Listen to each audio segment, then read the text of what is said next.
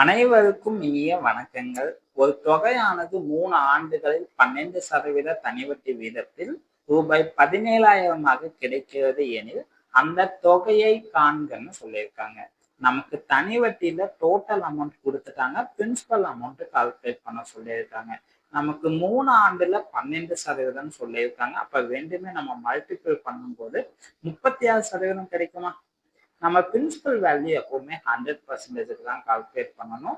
அது கூட ஒரு 36% ஆட் ஆகிதான் நமக்கு டோட்டல் அமௌண்டா 17,000 கிடைச்சிருக்கு.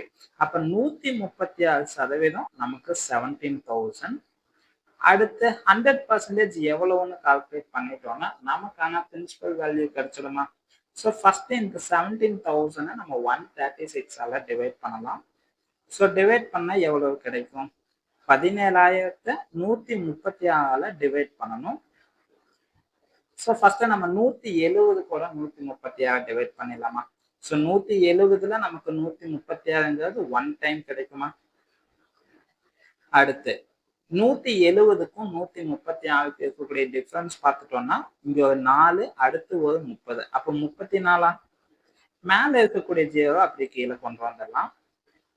இப்ப 340ல 136ங்கிறது எத்தனை டைம் கிடைக்கும்?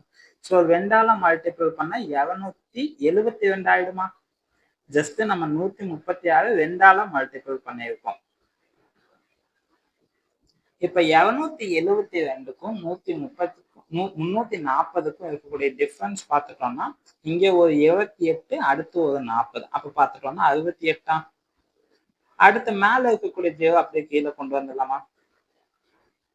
இப்ப 680 கூட 136 டிவைட் பண்ணா எத்தனை டைம் கிடைக்கும்? ஸோ 680னா ஸோ 5 டைம் பண்ணும்போது இங்க பாருங்க 500 ஆகும். இங்க 150 கிடைக்கும். இங்க 30. அப்ப டோட்டலா 680. ஜஸ்ட் நம்ம 5 டைம் மல்டிபிள் பண்ணியிருக்கோம். அவ்வளவுதான். ஸோ நம்ம எத்தனை தடவை பண்ணியிருக்கோம்னு பார்த்துட்டோம்னா ஒரு 125 டைமா?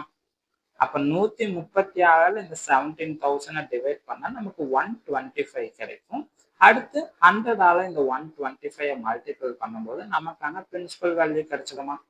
ஜஸ்ட் நம்ம 125 10ஆல மல்டிபிள் பண்ணணும்னா நமக்கு 1250 கிடைக்கும்.